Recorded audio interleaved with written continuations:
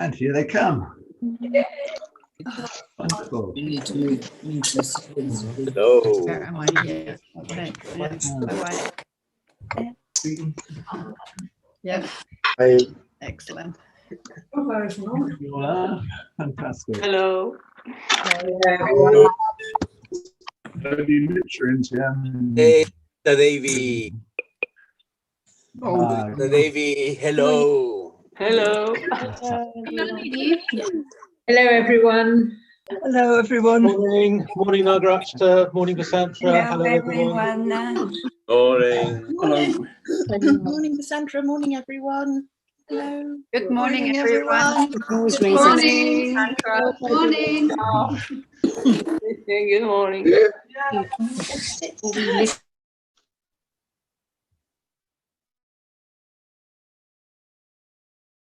Sorry, I've just muted you all. Maybe Vijayamala, can you unmute Vessantara?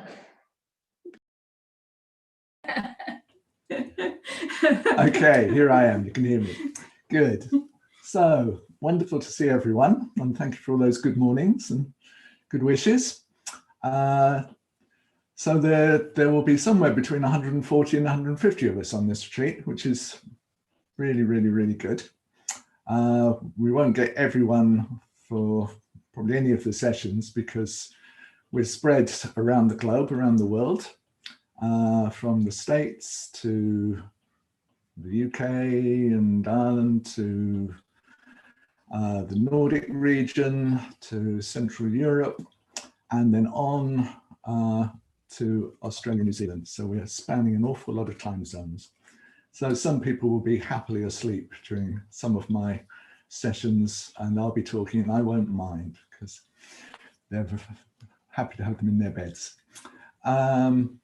We also have a good number of Spanish-speaking board members on this retreat, and it's fantastic that we have Paramachita and Sadaruchi are going to be doing simultaneous translation. So yeah, that's really great, and deep appreciation to the two of you for doing that, because it's a job of work, doing that for quite a chunk of a day. So this retreat is being done under the auspices of Adhisthana, and usually I would be sitting in front of that fantastic shrine with the Buddha and all those images all lit up, behind me. But we're in lockdown in the UK, and the government advice is that if you can work from home, please do.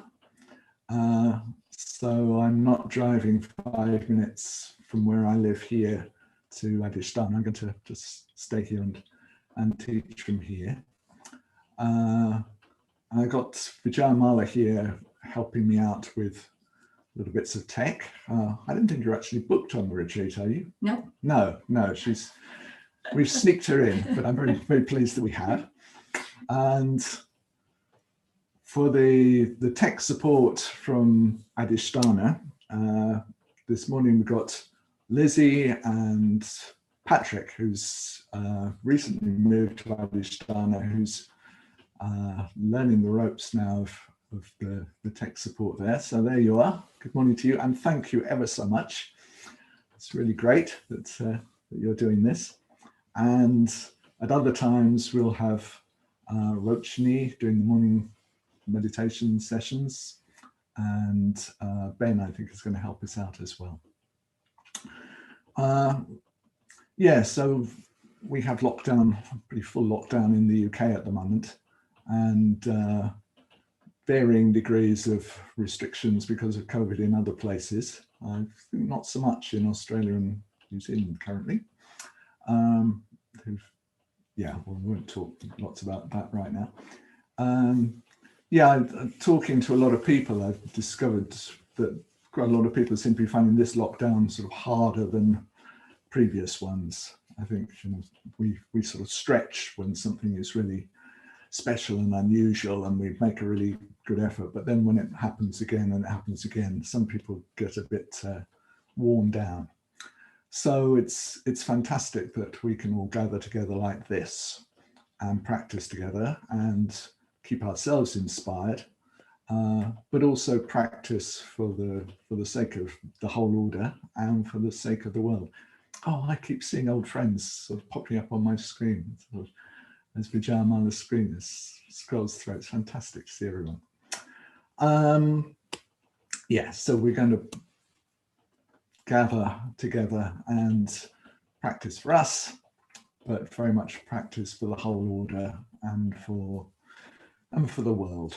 That's, in a way, that's the most essential thing that we do. Yeah, we'll also learn about the 7-point mind training, but yes, that's that gathering of us in quite a large number in this way. I think for me is the really crucial thing. There's that sort of meeting of hearts and minds in the order. It's really, really wonderful. Okay, so I should probably just say a few practical things. You should have all had a letter spelling things out, and but still I'm going to run through them just briefly because some people take things in better kind of verbally. So as usual, we're going to have 4 sessions each day. After today, this will be session 2, this session, which is at 10 a.m. UK time. So usually from tomorrow, there will be the morning meditation, session 1, which will come from the Adhisthana Shrine Room, and it will be led by Sadaloka. So I'm very grateful to him for volunteering to do that. So there'll be refuges and precepts and maybe a reading connected with what we're looking at this week. And then there'll be a double meditation, just silent, unled. Okay, so if you'd like to join the Adhisthana community for meditation, you can do that. And then every day there'll be this session, which as of tomorrow will be session 2. I have to talk in numbers rather than times of day because otherwise we'll all get very confused. Yeah, so this will be session 2, and this will be a mixture of some teaching and some guided meditation and maybe some questions. So there'll be some input, and then we'll explore it in meditation in other ways. Then session 3, which in the UK will be in the afternoon, we'll start with groups. So those will be at 4 o'clock UK time. And if you want to form your own groups and do your own thing, you're very welcome. But if you turn up, today it would be good if you turn up a bit before 4, and we'll just randomly assign you so that you'll find yourself in a group with just a small number of other order members, and they could be from anywhere in the world. It's a chance to really just perhaps meet some old friends or some new people, discover what we have in common, and yeah, sort of explore the text a little bit together, just explore our Dharma lives together. And it just makes more links. It sort of weaves the order together again a little bit more. So we can do that, and then 45 minutes after the start of that, we'll come back to me. So if you make your own group, please make sure that you finish by 4:45 sharp, yeah, so that we can start nice and sharply with that, the second part of that session, which will be, it'll be probably mainly meditation. And then the session 4, which is UK evening, will be another session of teaching and meditation. Yes, to give a chance for some people in other parts of the world to join the live teaching and meditation. Okay, what else do I need to say? If you want to ask questions, if you just want to clarify something, you could just unmute yourself and ask, or you could put something in the chat. If you want to ask a question, you know, sort of a deeper question,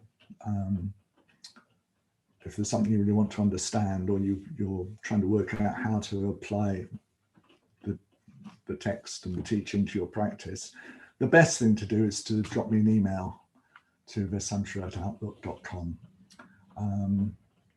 and I may well answer it in a session, and if I do, I'll do it anonymously. Yeah, so you can feel free to ask those questions that you're not quite sure about. You know, is this a bit silly? You know, oughtn't I to have worked this out by now after all these years of ordination or whatever? You can just ask those, you know, so please do. Yeah, so that's questions. And there's the web page. So there's one web page which is where the retreat recordings will appear, hopefully very soon after the end of a session. And they're also where there will be resources. Yeah, if I mention a text, say something like that, we'll try and get that, the link to that onto that web page.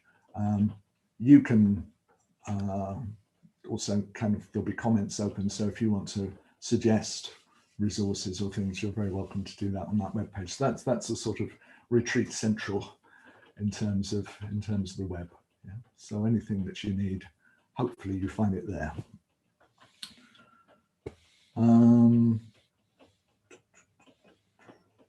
Yeah, I've already put up a few things which I'll probably talk about a bit later. The other thing that I really should mention is that you probably know this is the first of 2 retreats. And I know that in some of the publicity that went out, the second one was down as being in February. That's somehow, I don't know where that confusion came from. The second one will be in March. It will be the 18th to the 23rd of March. So if you'd like to join for that one as well, it would be great to see you. So I think that's probably all the practical They are things. standalone retreats. Yes, I'll come to that. Yeah, Vijayamala saying my ear, well, they are standalone retreats, which means that you can, if you're not on this one, you could be on the next one, but you're on this one, aren't you? If anyone who's not on this one who'd like to join us for the second one is very welcome. And I've designed the 2 retreats so that if you can only do one of them, it will work as a complete sort of package, looking at different aspects of the mind training. What I'm going to do is I'm going to divide the text into 2 bits, and I'm going to go through. So say there's a section about guidelines. So I'll do half of those on this retreat and then half on the one in March. So you get a sense of the guidelines if you only do one retreat. But if you want the whole package, then best to do, if you can do both. It'd be great to do both. Okay, I hope that's clear.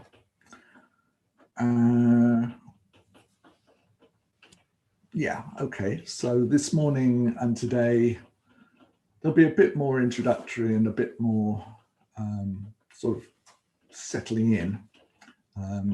So I'll talk a bit about the background to the 7-point mind training, and in the guided meditations we'll kind of go back to basics, because I always find that useful apart from anything else. Yeah, making sure that we've really got ourselves well grounded and so on, because that really does provide a foundation for everything else that we do. Okay, where should we go from here?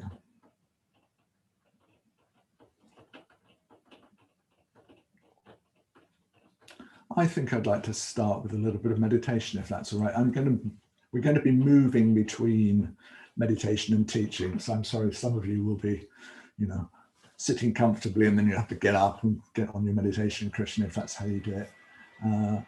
But I think it's worth it. So if you'd like to get yourself set up, let's start by doing a short meditation together.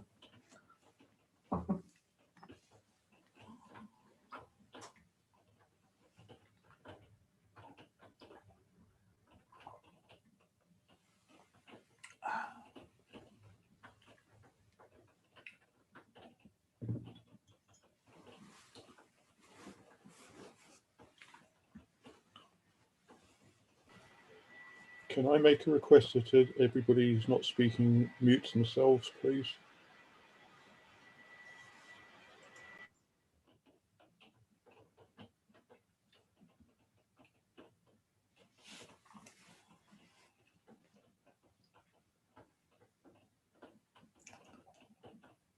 Thanks for that, Dharma Pakshin.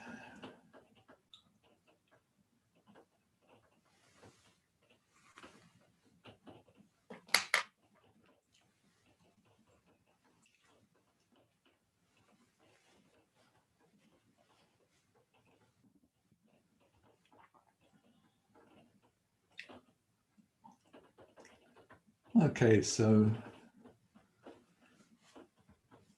this retreat, this meditation will be a first way of really kind of tuning into one another and to ourselves.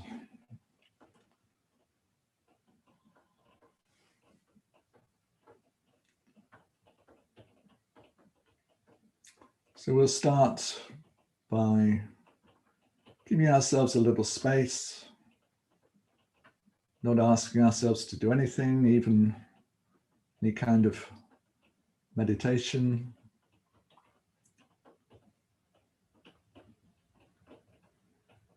Just being aware.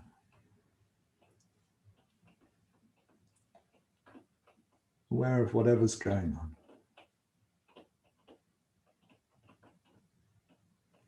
That's the basic miracle, that we can have all this experience, that there's awareness present.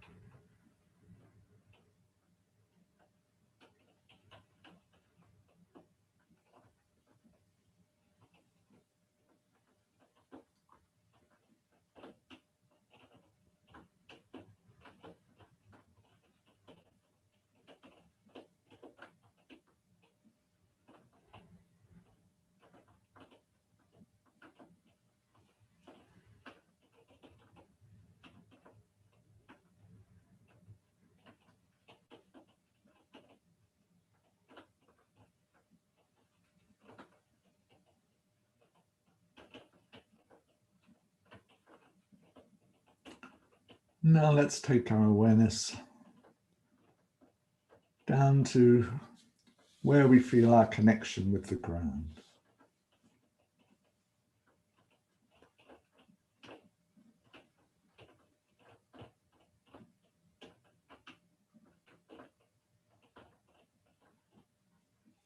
And to start with, let's be quite clear and precise about the actual sensations that tell us we're connected to the ground, connected to the earth.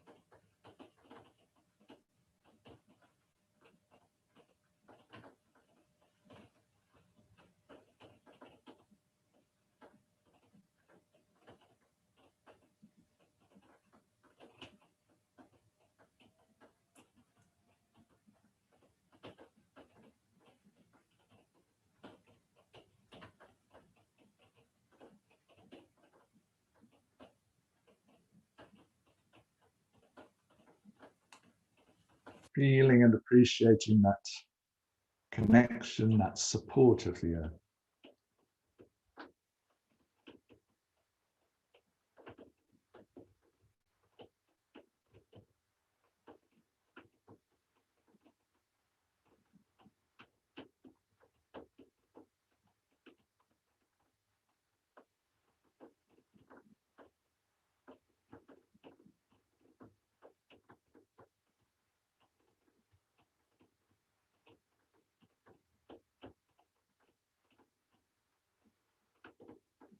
And letting that sense of support relax.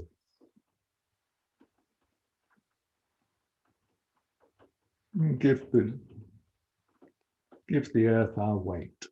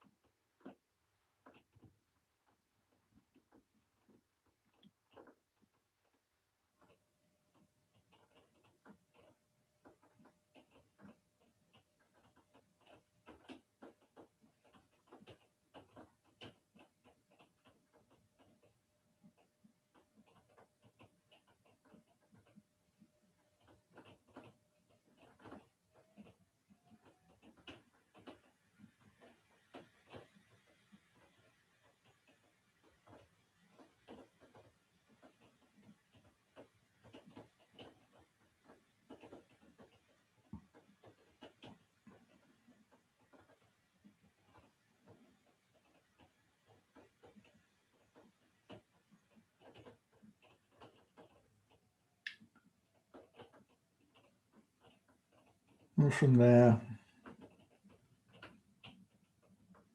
letting the body rise up like a plant or a tree growing out of the earth. It's a sense of the upper body opening towards the sky.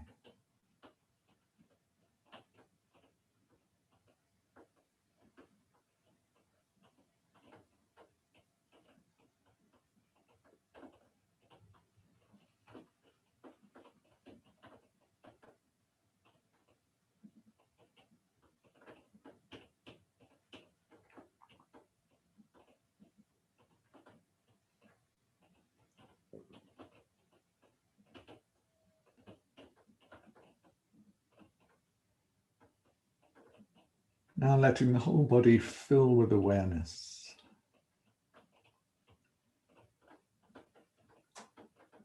And letting that awareness be as kindly, as sympathetic, as caring as possible.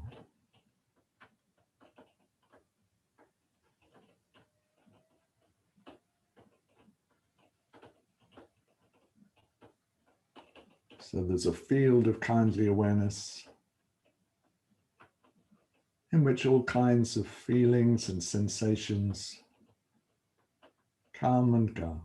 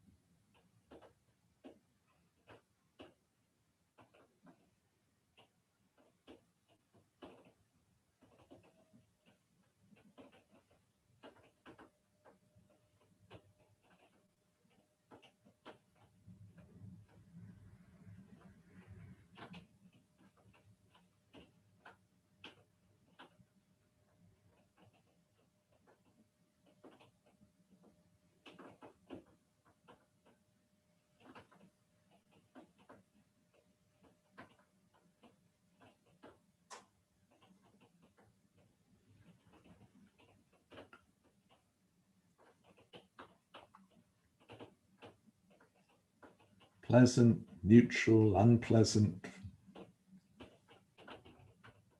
whatever sensations there are, they arise, they're known and cared for, and then they transform into the next experience.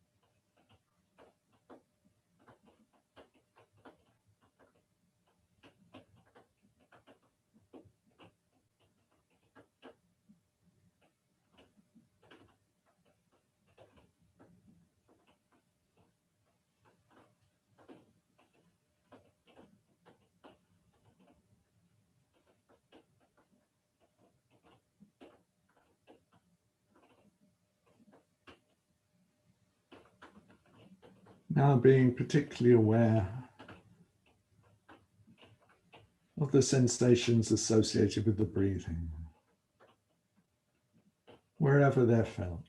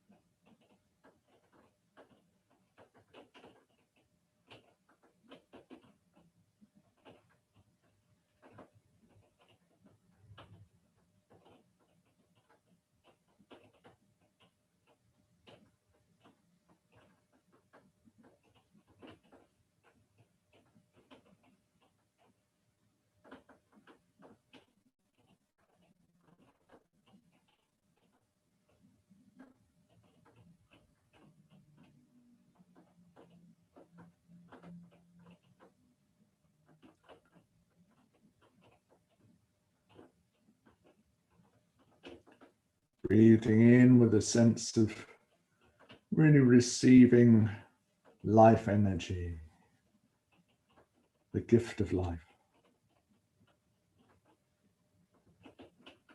And breathing out, not holding on, not holding back, freely sharing that.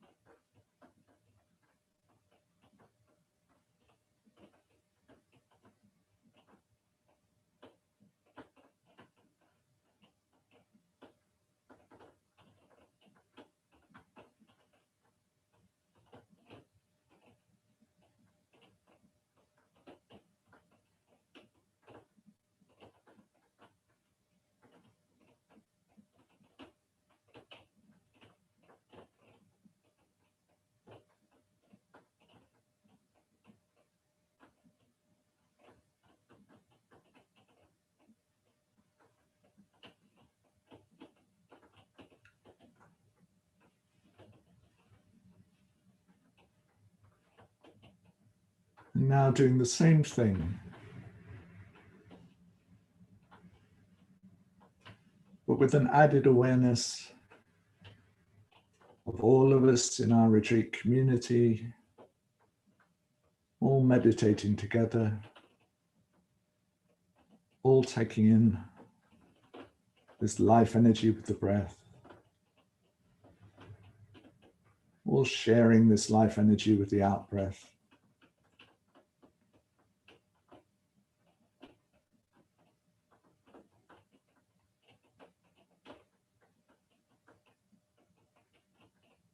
As if we're exchanging with one another.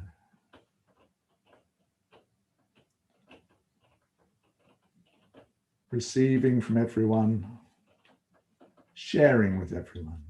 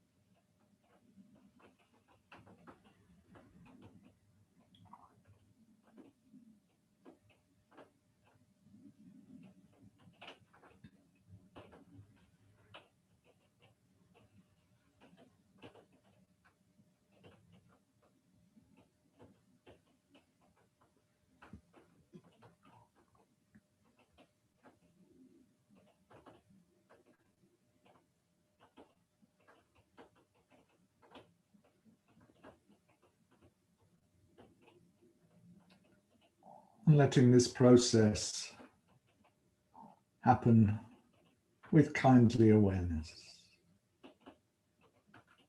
So we're sending kindness with this life energy, with the out breath.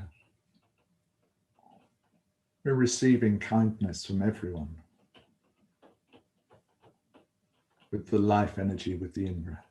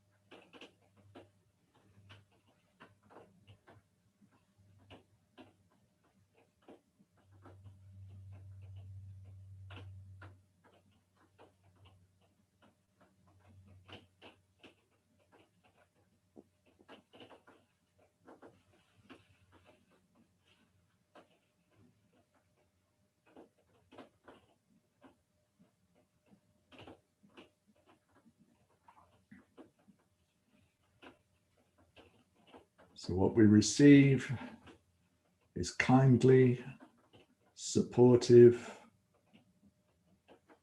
healing. And what we send is kindly, supportive, healing.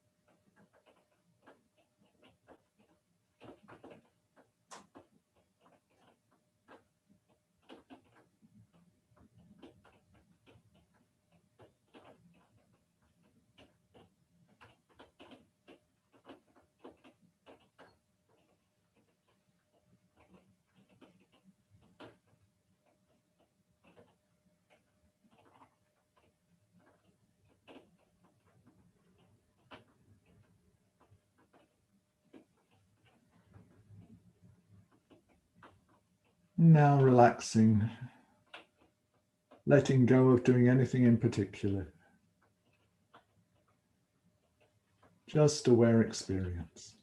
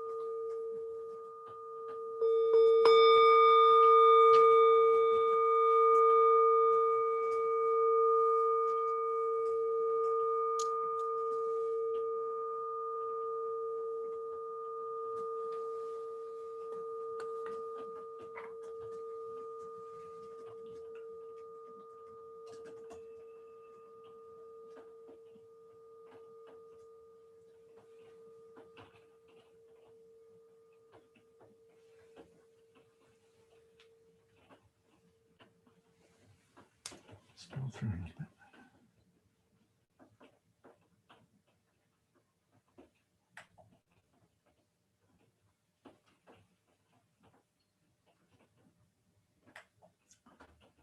So thank you for that.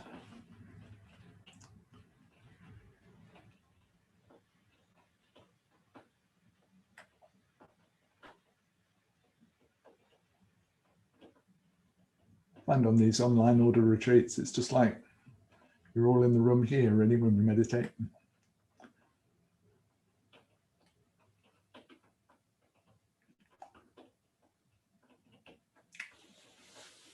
So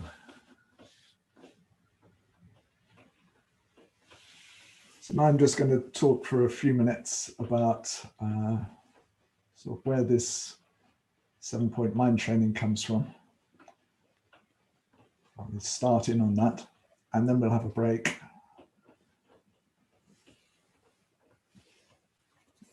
And then carry on after that. So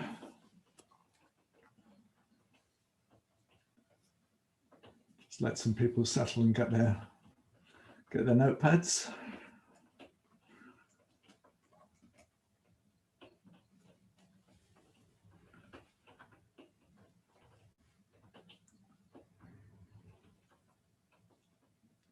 So it's good with any piece of teaching to know the provenance, to know where it comes from. It gives us a sense of being the inheritors of something, but also being the part of the continuation of it. So we're not just practicing in our own particular bubble. We're connected to a stream of energy and wisdom and compassion. And yeah, the more we can feel that, the better. So where does this 7-point mind training come from? Well, maybe rather than talking about the detail to start with, I'll say that the 7-point mind training is all about bodhicitta, which is fundamentally about finding the way out of the misunderstanding of how things are and the kleshas that are based on that, which cause us to sort of close down to life, close in on ourselves, that whole self-referential tendency, and find our way back into an openness to life, and therefore a selflessness, a generosity, an open heart, yeah, great loving heart. And in a way, you can the seeds of that are already there in our hearts. Yeah, even if you go back in human history, yeah, most of the history of humanity we were hunter-gatherers, and we were living in groups, often apparently, I don't know a great deal about this, some people might know more, but very often living in groups of maybe about 150, so a number of families together. And from what we can make out about how things operated at that time, there was a very cooperative way of operating. There wasn't much hierarchy in most of these groupings.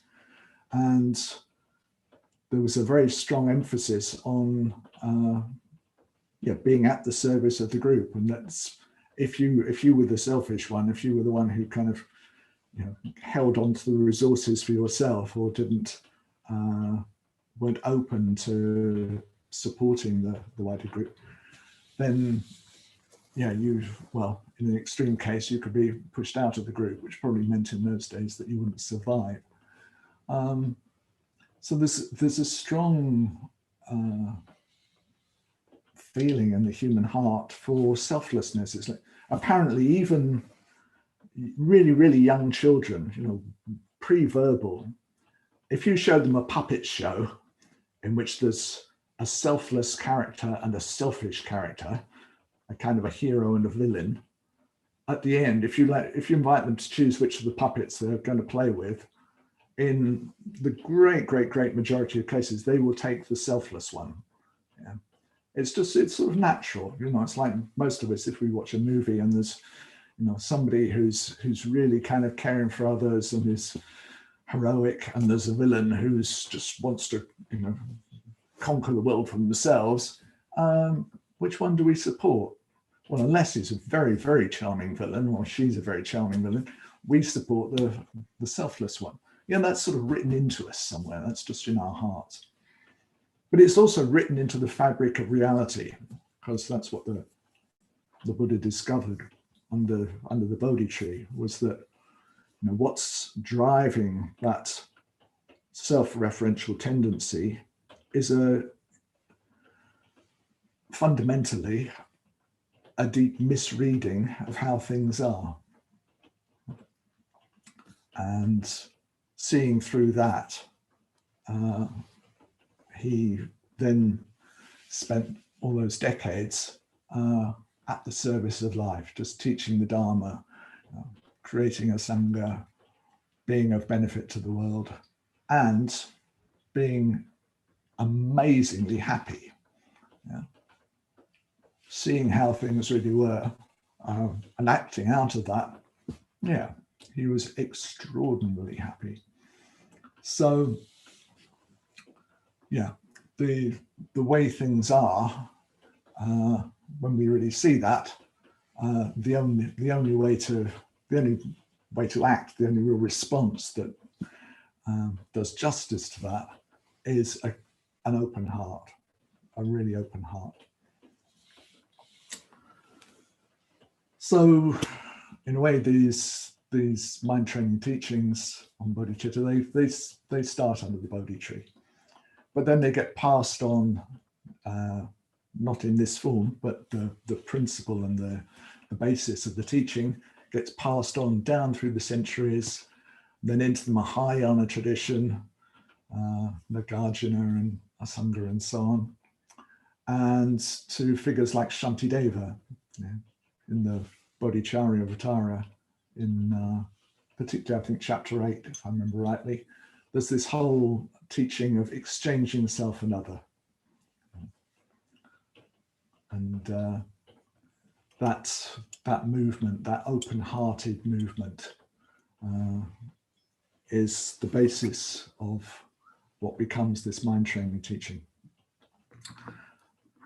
And so this open-hearted movement carries on, and eventually it comes to Dipankara Sri Jnana, commonly known as Atisha, which means something like Great Lord. So he's about 1,000 years before us. So if we were to go back to 1021, he'd be about in his late 30s, I think, at the moment. And he started off practicing Tantra, but then without any basis in the fundamentals of ethics and everything that you're going for refuge.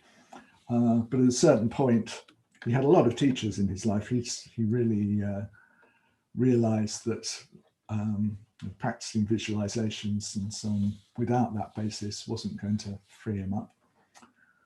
And he heard about a teacher who was, we think, living in Sumatra, who's known as Serlingpa in Tibetan. Ser means gold in Tibetan, and Ling means the place. So he was the person who's living in the golden place on the Golden Isle, which we reckon was probably Sumatra. So this teacher, who was also known as Dharmakirti, was a teacher of bodhicitta. And Atisha took the very courageous step of traveling to Sumatra, which involves a sea voyage 1,000 years ago, and that's not going to be easy at all. And he learnt the mind training from Dharmakirti, and it's said that of all the more than 100 teachers that he had, whenever he heard Dharmakirti's name or spoke Dharmakirti's name, he was just in tears of gratitude for what he'd received. So I won't tell you the whole story of Atisha at length, but then later in his life, he's a great scholar. He's living at Vikramashila, one of the great Buddhist universities, and he's invited to Tibet several times. And eventually he decides that he'll go. All through his life, he has visions of Tara. And Tara tells him that if he goes to Tibet, it will shorten his life, but that it will be of great benefit. So he decides to go quite late on in life. He's probably about 60, I think, when he makes, again, this tremendous journey. I mean, it's, to go across the Himalayas, up into Tibet from India, is particularly when you're not young and strong and fit, is quite something. And Atisha was really practicing these mind trainings. So it said that he chose an attendant to go with him who was really not very good and who was really a bother, because Atisha wanted to make sure that he'd have someone with him when he got to Tibet who would really kind of be demanding that he practice patience. And the Tibetans usually end their biography of Atisha by saying, but when Atisha came to Tibet, he found that wasn't necessary at all. There were plenty of people in Tibet who gave him lots to practice patience about. So he came to Tibet and arrived, well, scholars differ as they do, but around about 1042. And he spent the last 12 years till his death in Tibet. And he had a tremendous impact on Tibet. Tibetan Buddhism had really suffered from a persecution and was just restoring itself. And there was a lot of tantric practice, but with no real basis in basic dharma. So Atisha taught a great deal about the basics of Buddhism, and particularly bodhicitta, and even more so going for refuge. He was known in Tibet as the refuge pundit, the refuge scholar. Yeah. So don't want to make too much of it, but there are quite a lot of parallels with Bhante. Sort of traveling to a different place, bringing the Dharma, emphasizing going for refuge, creating a very effective Sangha. Yeah, so Atisha had a very, very large influence on all the schools of Tibetan Buddhism as they developed over the later centuries. And his practical teaching on opening the heart and bodhicitta got then passed down to his main students and eventually became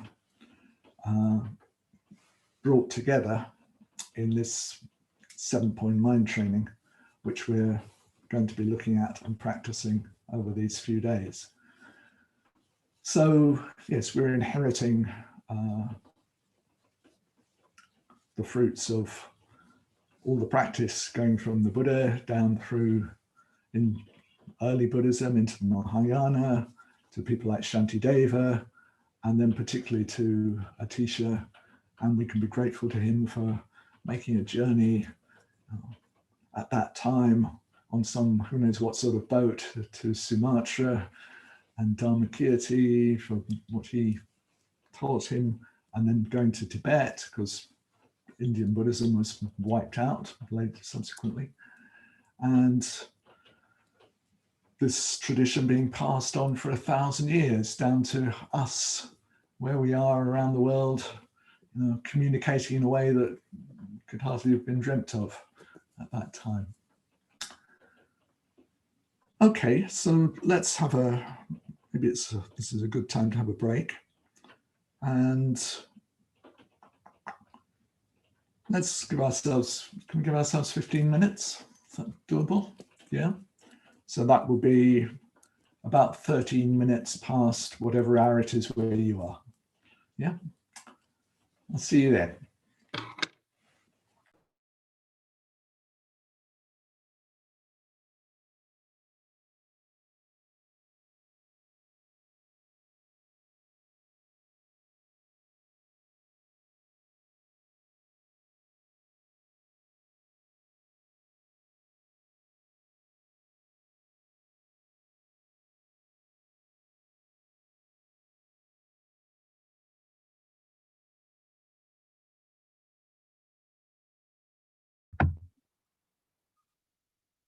Gracias, Paramechita.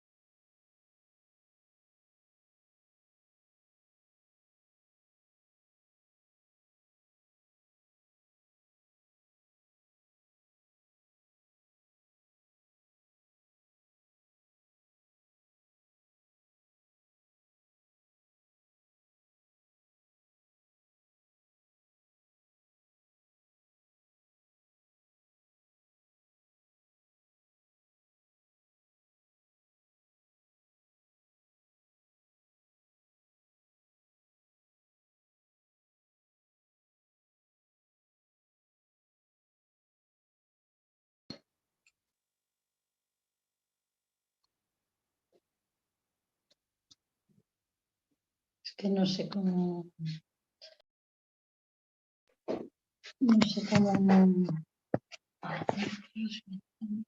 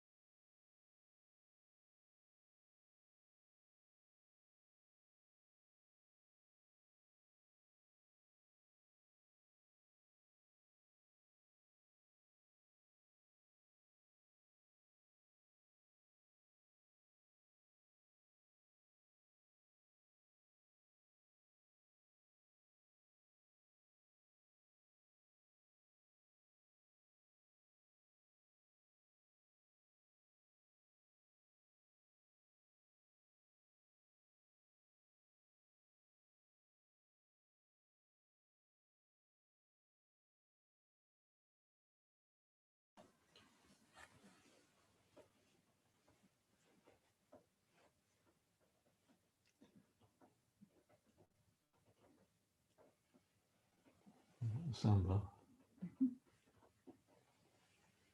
Can't see it. You're unmuted. It's the soundbar.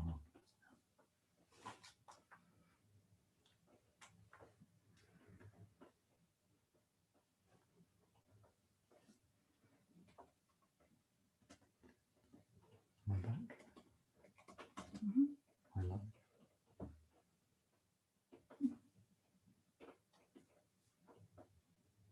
I've got a picture of your screen where there's people.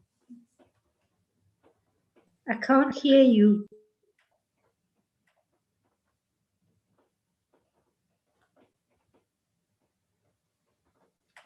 Can you hear me now? It's quiet, but I can. Thank you.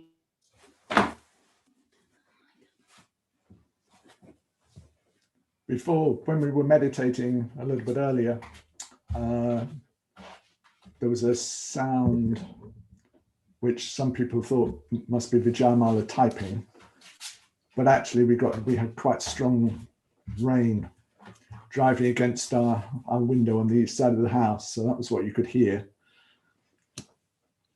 If you interpreted it as typing, it was probably more annoying than if you thought it was rain. Can you hear it now? No. So can you hear me right now? They can't. I'm not muted. I'm not. You are not muted. Okay. We can Can hear hear you you. fine.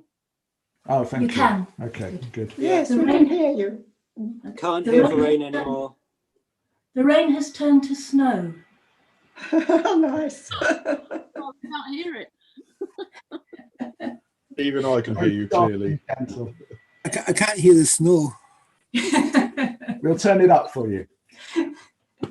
Okay, then I'll wind into this session as some of you are still drinking away. Firstly, some good news from Adhisthana. Apparently there aren't about 140 something of us. There are about 165 of us. Flood of last minute bookings, so that's great. What else? Yeah, okay, so before the break I was talking a bit about Atisha, and Bhante did give a talk about Atisha in Birmingham in 1999, I think it was, called A Life for the Dharma, if you want to know more about Atisha. So Atisha, as I said, had a tremendous impact on Tibet and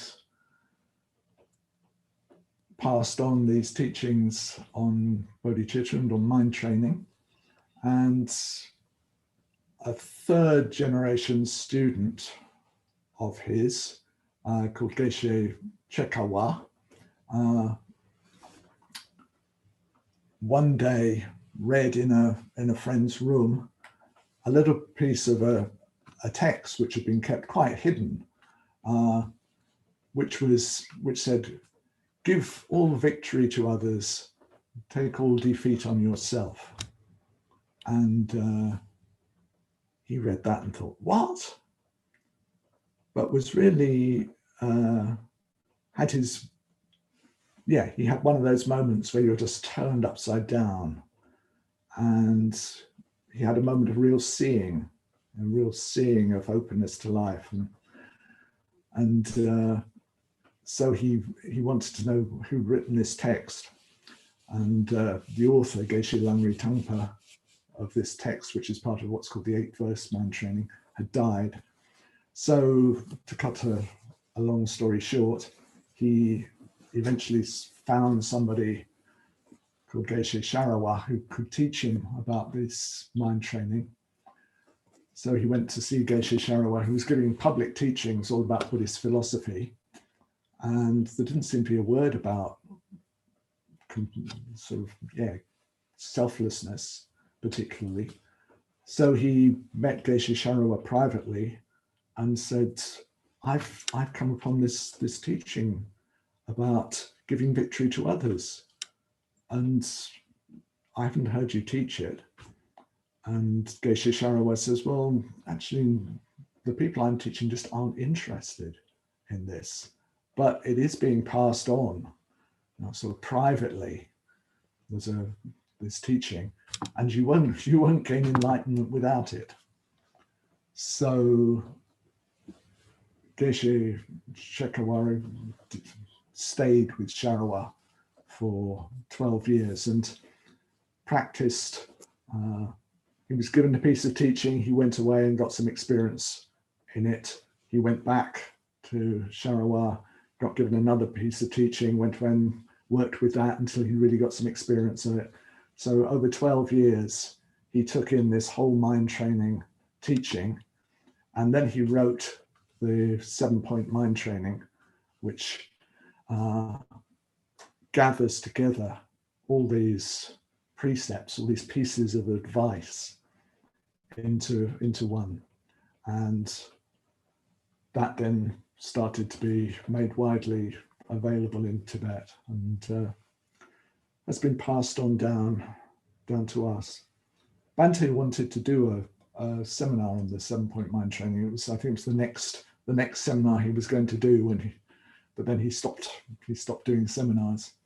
He did do a seminar on the Door of Liberation, which includes a lot of teaching and precepts from Atisha and his students. So it's very much the same spirit in there. So the 7-point mind training really contains the essence of the Dharma. It really contains wisdom and compassion, and especially,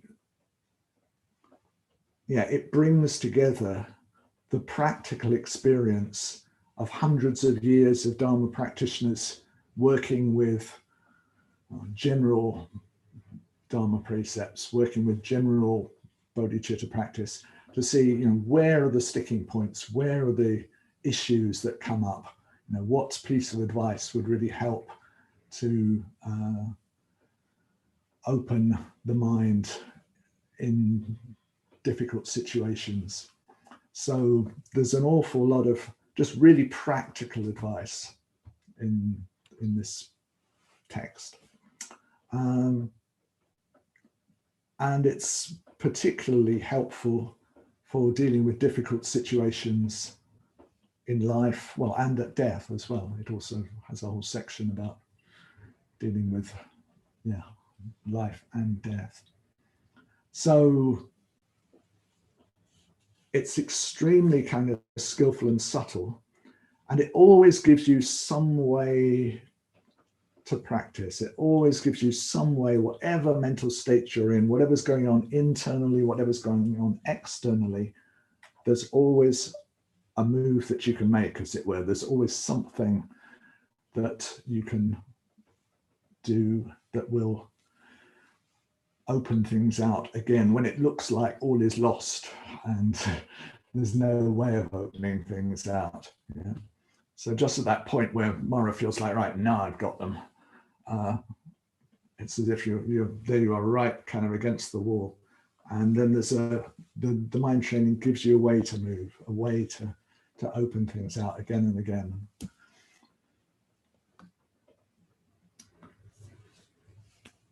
So I've started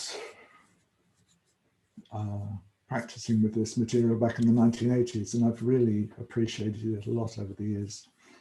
I think I first taught it in 2001. And then on the 3-year retreat that Vijayamal and I did, the first 6 months of the retreat were really all about this mind training, just to really establish a good basis in sort of open-heartedness and view of things as a basis for everything else that we did over those 3 years. So I've really found it very, very valuable. So you should all have a version of the text that Vijayamal and I put together after that 3-year retreat. And it's 7 points, and about 60 different pieces of advice altogether. Depending on how you break it up, you can get different numbers between about 57 and 61. And these 59, whatever, pieces of advice are called all different things in different texts. There are at least, well, I think when I stopped trying to keep up with them, there were at least a dozen translations of this in English and commentaries. And sometimes the different points are called aphorisms, they're called slogans by Trungpa Rinpoche, they're called sentences, which keeps it kind of nice and general, all sorts of different translations.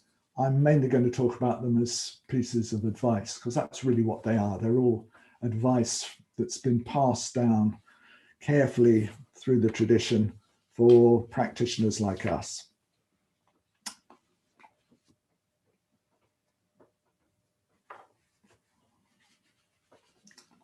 And in different ways, they all involve that opening from self-reference to selflessness.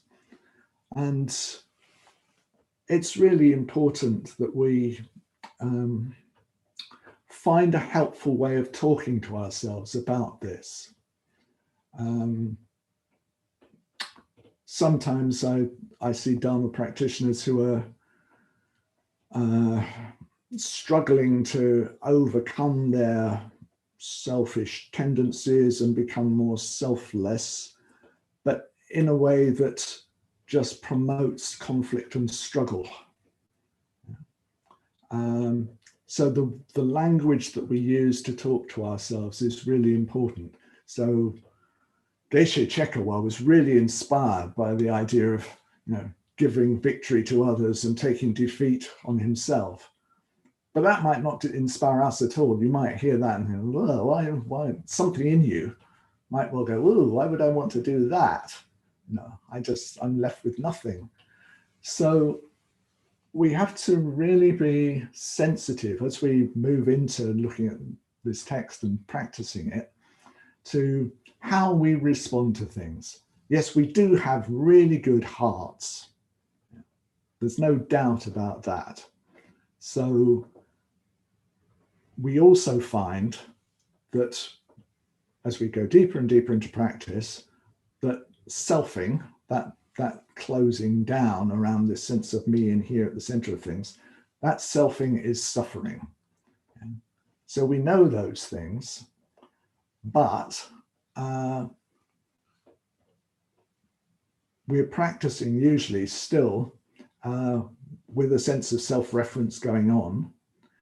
So we have to be really interested in how the teaching is landing and how the way in which things are put affect us, how we respond. Is it having that sort of opening effect? Because different language will work with different people.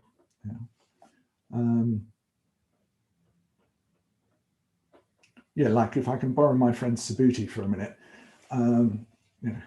his background, his father was a naval commander, and Subhuti has always very faithfully and loyally felt like he should do his duty to the Dharma. And that, if he's convinced that, it's his duty to the Dharma to do something, he will give his heart and soul to doing it. If he's got a soul from a Buddhist point of view. If you say that to me, duty is a word that I don't have very positive associations with.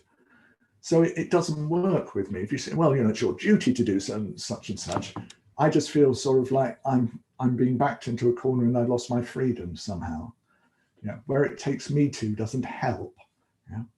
If you say to me, if you act like that, somebody else is going to be benefited, or if you act like that, somebody else will be will suffer as a result of that, I go, oh, I really respond to that. So quite a lot of the art of working with this material is finding, what it is that we really respond to, and also what it is that we don't respond to.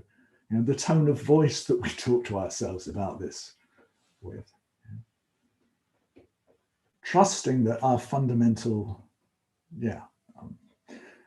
heart wish is for our benefit and the benefit of the world. But being sensitive to all the insecurities, fears, anxieties, doubts, questions of that aspect of ourselves that habitually kind of closes down around this sense of me at the center of things. So we need to become really skillful, really skillful in how we do this.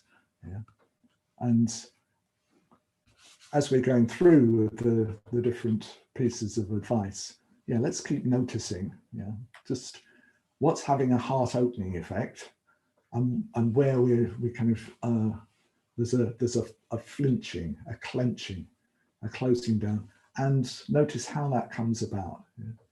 If we can really do that, we'll take this teaching in the right way, and it will be fantastic for our practice.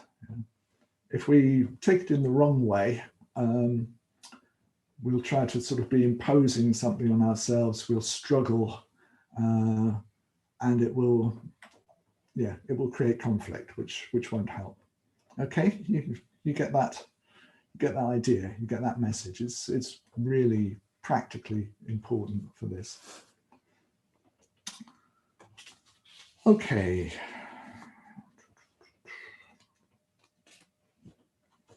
How are we doing for time?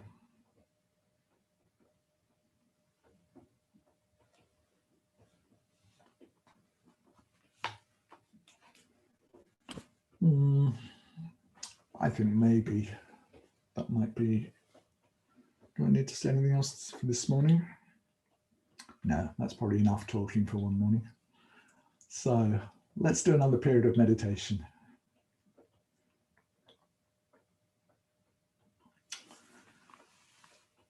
So that's got its kind of set up. So yes, we can explore the text more from now on.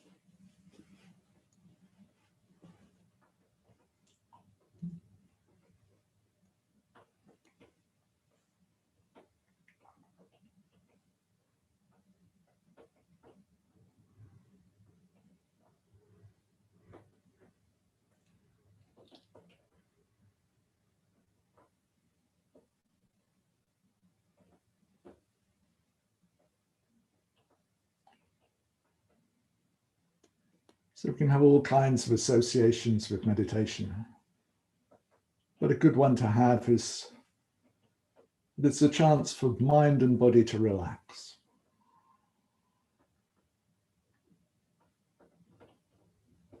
And that's always a good place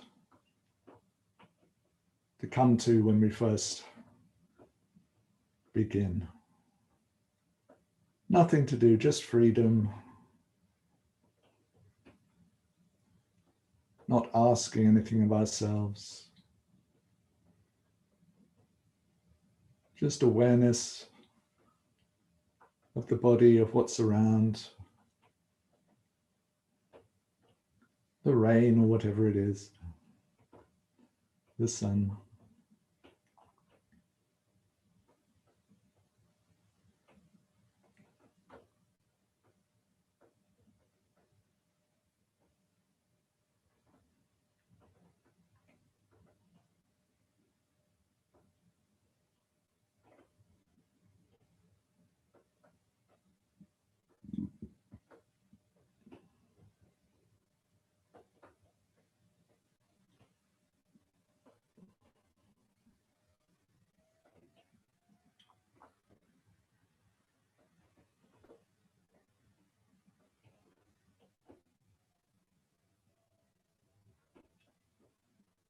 Time to just be.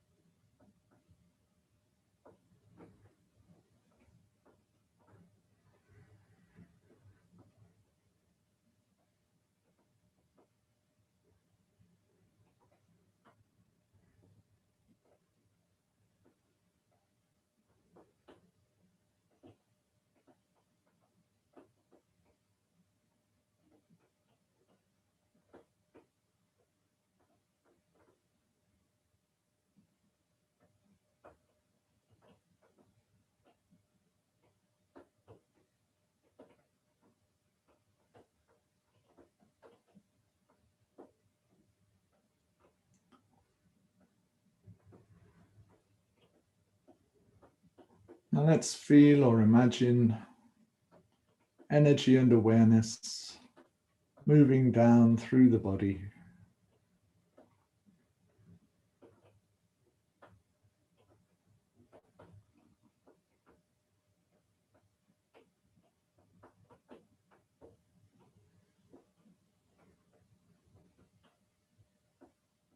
Down to the ground.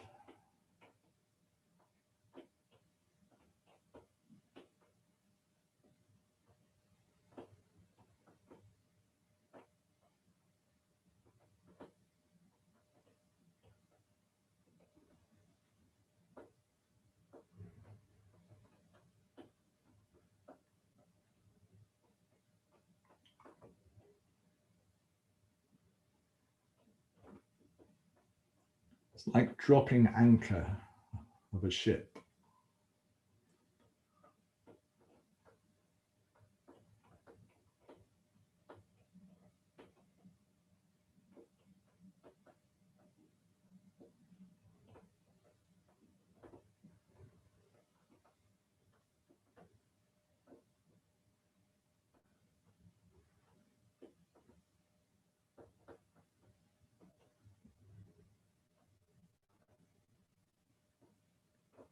Now imagining energy and awareness going down into the earth beneath us.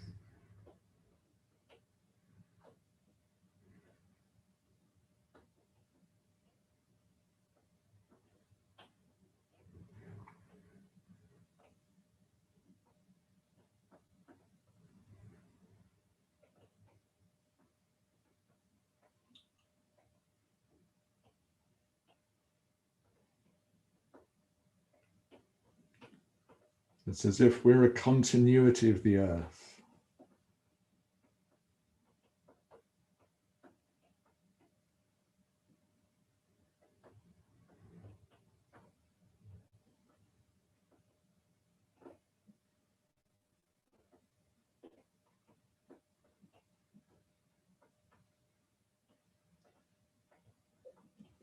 Really savoring and enjoying that sense of stability, of being unshakable.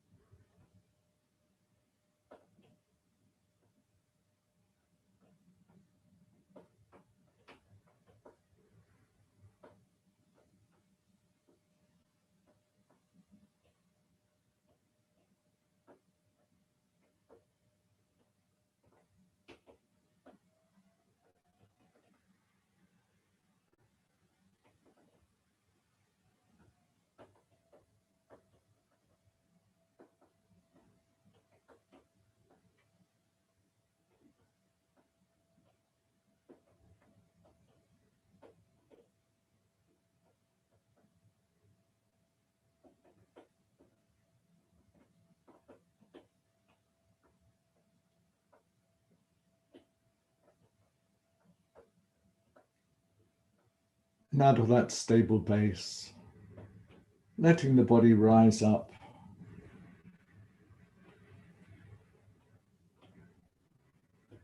balanced and open as best we can.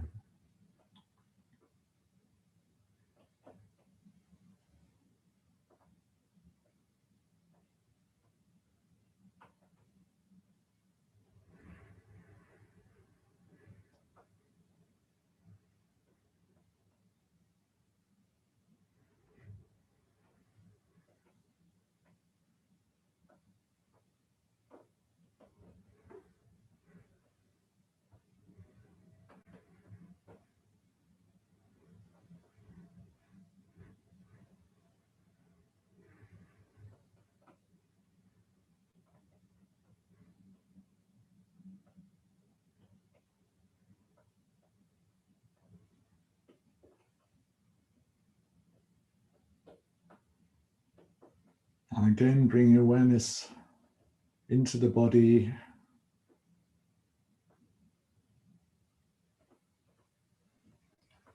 alive to the life in the body, the feelings, the sensations.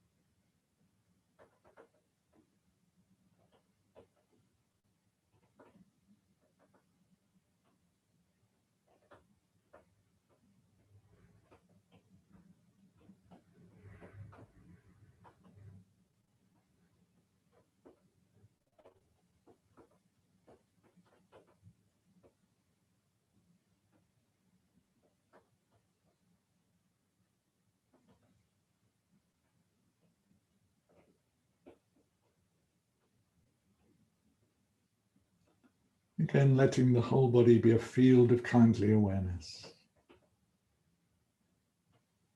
as much as possible.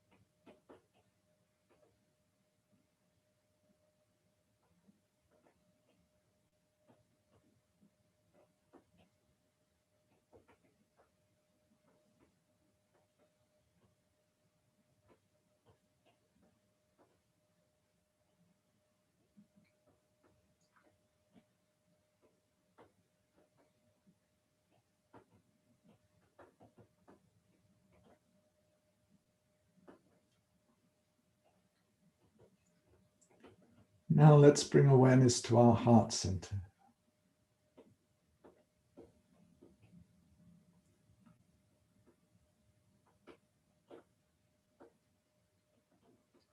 That deep place, which isn't quite a physical location, it is often experienced somewhere in the center of the chest or a little lower.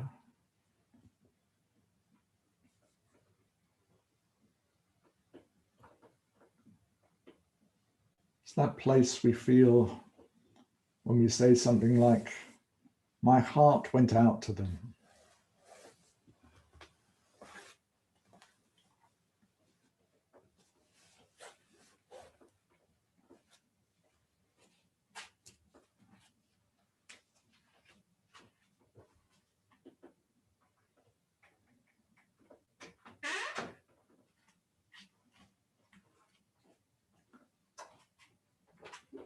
So just feeling into that place, listening to our heart.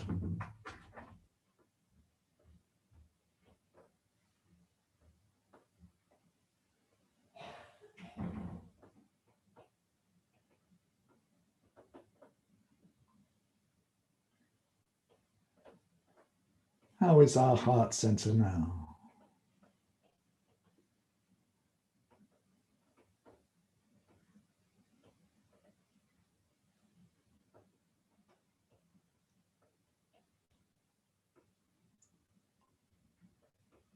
Could be feeling open-hearted, closed-hearted, heavy-hearted, light-hearted.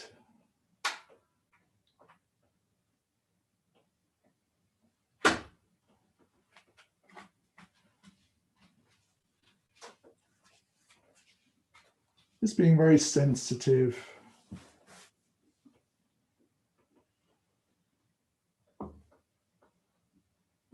Moving into relation, moving into dialogue, as it were.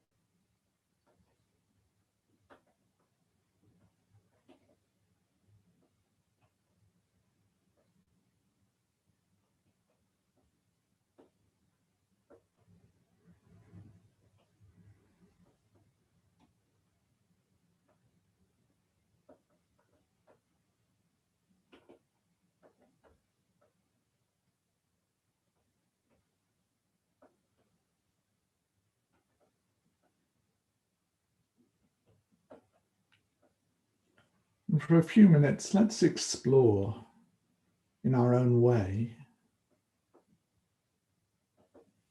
what encourages our heart to open and what has the opposite effect. We can reflect, we can remember,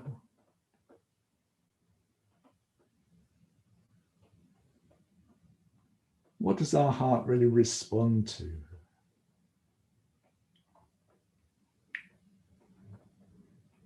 Including in the Dharma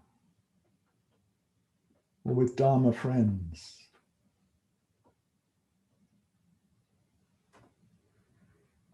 What really helps? And also anything we've noticed that doesn't help, even though it may be Dharma for somebody else.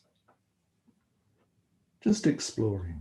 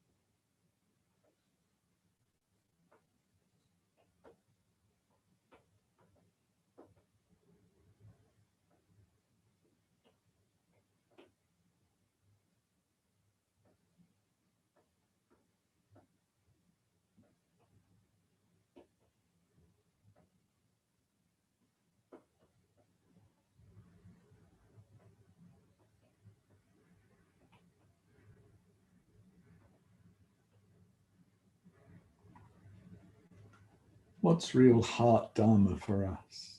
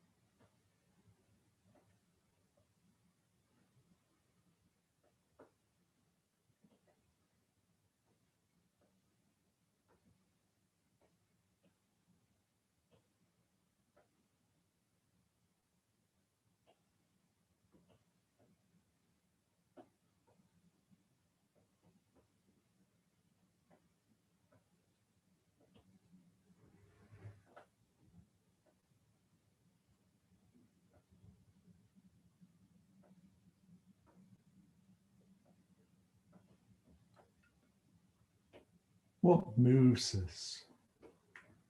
What inspires us? What produces a big yes to the Dharma?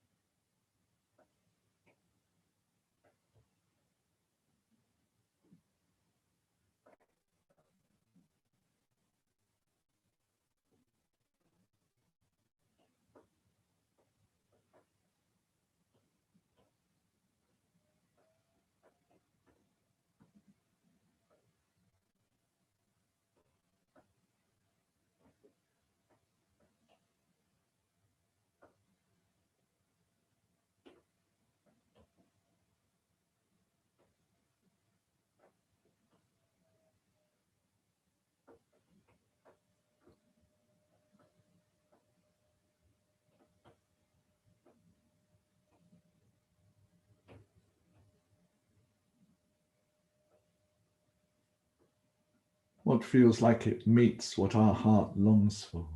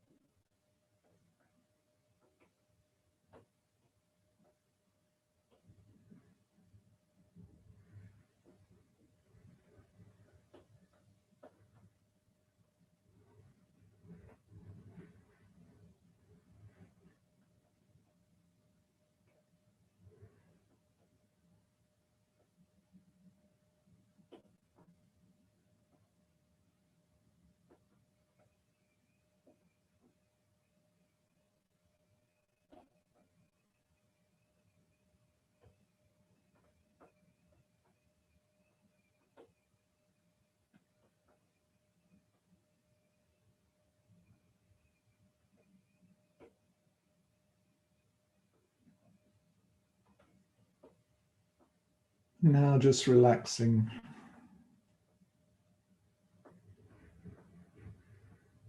Experiencing how the heart, mind, and body are now.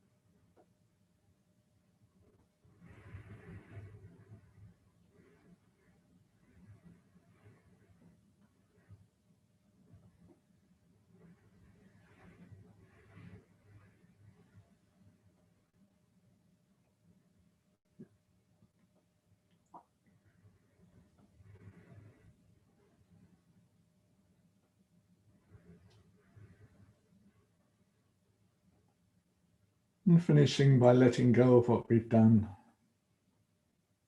sharing the benefits with all of us on the retreat, with the whole order,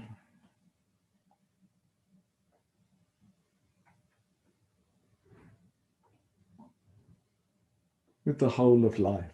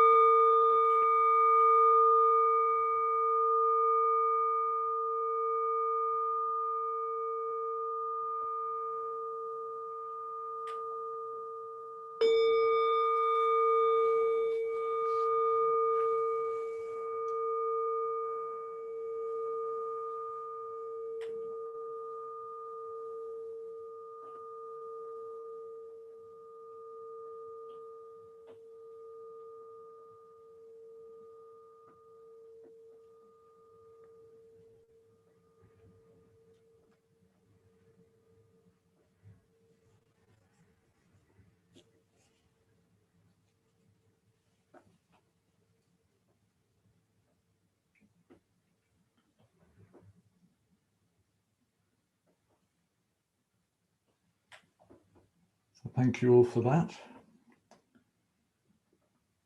So the next session will start with the groups. If you need a topic to discuss in your groups, which order members often don't, you could explore this whole thing of what we really respond to in the Dharma, what is the Dharma but doesn't really work for us, and how we talk to ourselves in a way that really opens our heart and opens us out into life.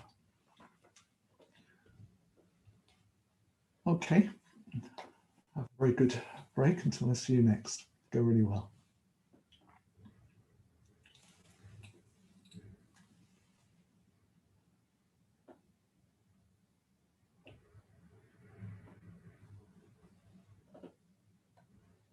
You could meet me when you're ready.